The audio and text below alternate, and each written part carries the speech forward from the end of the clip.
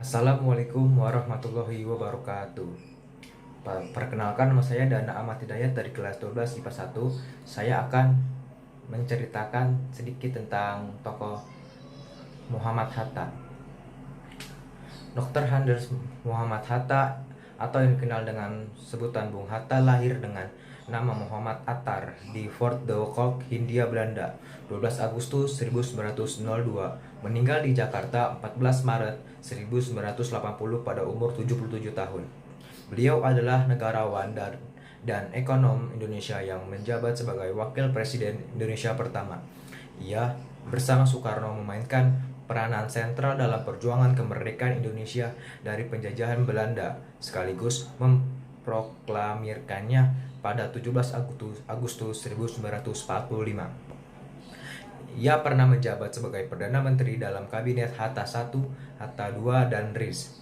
Pada 1956, ia mundur dari jabatan Wakil Presiden karena berselisih dengan Presiden Soekarno. Beberapa peran Bung Karno dalam proklamasi kemerdekaan Indonesia adalah sebagai penyusun konsep, teks proklamasi di Rumah Laksamana Maeda dan menandatangani teks proklamasi atas nama bangsa Indonesia bersama Bung Karno. Sosok Muhammad Hatta sebagai bapak bangsa memang tidak diragukan lagi. Nilai-nilai yang ditanamkan untuk bangsa Indonesia menjadi hal utama dalam meningkatkan kesejahteraan masyarakat Indonesia. Hal ini tidak memacu sejumlah wirausahaan untuk terus menggelorakan semangat pria yang kerap disapa dengan Bung Hatta ini. Para wirausahawan yang tergabung dalam organisasi Tangan di Atas atau TDA ini dalam rapatnya di Bandung beberapa waktu lalu mencetuskan gerakan Bung Ayo Bung, berbuat tumbuh dan berdaulat, untuk menyebarkan nilai-nilai dan semangat kemandirian dalam meningkatkan kesejahteraan masyarakat Indonesia serta kepedulian terhadap sesama.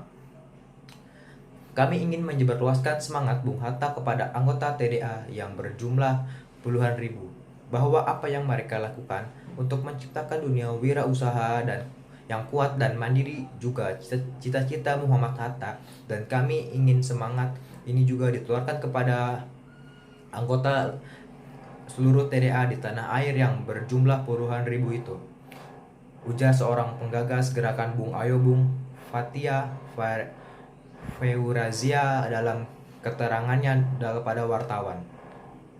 Fathia menyampaikan kepada seluruh peserta Rakernas TDA berkait dengan gagasan Hatta. Bahkan ia juga menyampaikan dengan pemutaran film sejarah singkat Bung Hatta, di mana melalui film tersebut ia ingin pesan yang disampaikan agar mudah ditangkap dan dipahami.